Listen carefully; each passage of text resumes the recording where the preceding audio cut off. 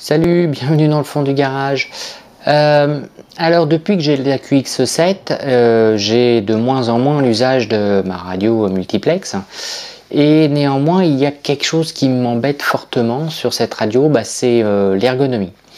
Elle est assez cubique, assez épaisse, et à moins de lui fabriquer un pupitre vraiment pour elle, j'aurais pas trop facilité à l'utiliser à long terme en fait. Il s'avère néanmoins que j'ai deux radios multiplex depuis un certain temps. La Cockpit MM, donc là elle est entièrement démontée, et une Royal Evo 9 qui a été briquée. Bon, problème de mise à jour, etc. Enfin, on va pas en parler, ça arrive à toutes les radios. Du coup, mon idée, c'est de basculer l'électronique de la QX7 là-dedans. Parce que sur la... Je pense que c'est faisable. Donc, je vous invite à me suivre dans mes tentatives. J'espère réussite.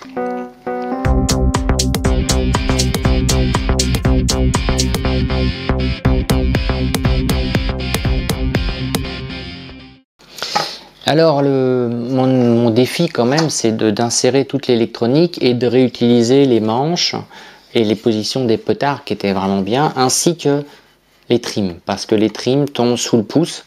Quand on pilote au pouce, on est tout de suite dessus très facilement plutôt que d'aller chercher là et là. Donc là, la réutilisation des inters, c'est pas trop ce qui va me poser problème en fait, puisque les inters sont les mêmes. Et bien sûr la réalisation de tout ce qui est support pour l'électronique et préparation du boîtier. On va démonter l'ensemble de la QX7, au moins la partie arrière, et puis on va regarder dedans si je peux, si ça rentre quoi. Bon, finalement avec le Black Friday, j'ai acheté une deuxième Taranis. Alors je voulais une blanche. Il n'y en avait encore que des bleus. Mais je dois être abonné au Taranis bleu. C'est un truc de fou, quoi.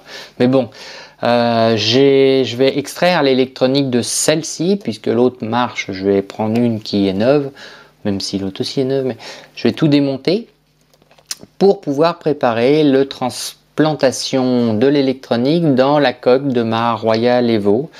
Comme ça, une fois que tout ça prêt, je pourrais faire l'apprêtage de la coque, faire les montages, etc. Allez, on démonte tout.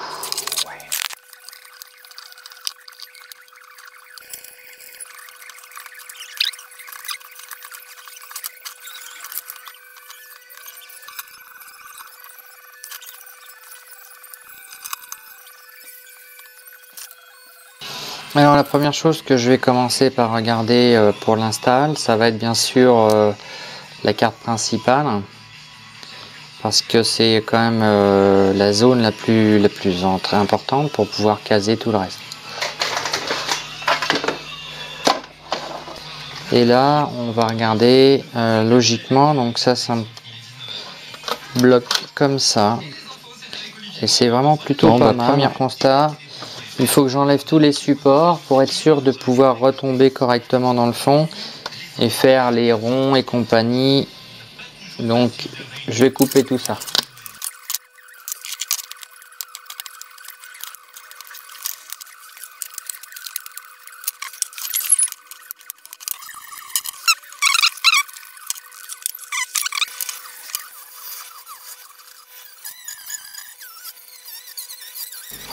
J'ai bouffé un peu de plastique. La partie extérieure je ne l'ai pas faite encore, mais l'intérieur est toute limée, donc il n'y a plus de problème. J'ai vraiment une surface hyper clean. Voilà. Donc je vais pouvoir attaquer, on va dire, le positionnement. Donc j'ai commencé à regarder. Ça se positionne vraiment pas mal. Hein. Voilà. Bon. Alors j'ai imprimé la petite partie où il y a l'interrupteur. Et donc je vais coller cette dernière à son emplacement. Que je puisse tranquillement faire le trou pour le bouton. J'ai mis du scotch marron sur les zones que je vais vouloir boucher, hein, les boutons et tout. Et je vais mettre un coup de sèche-cheveux pour bien tendre la surface, pour pas que ça fasse un aspect concave ou convexe, et que j'ai pas à le reprendre trop de fois une fois que ça sera sec.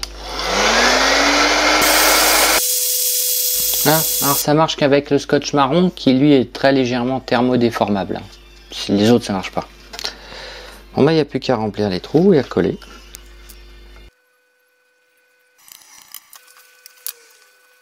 Avec le scotch bien tendu, c'est plutôt pas mal.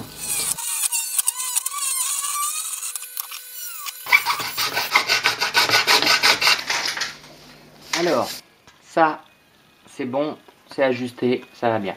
Ça, c'est la platine supérieure collée, il n'y a rien de particulier.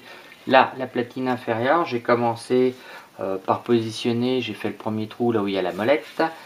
Ça, c'est la rehausse, on voit, pour qu'il soit suffisamment écarté. Et là, j'ai commencé à faire le trou.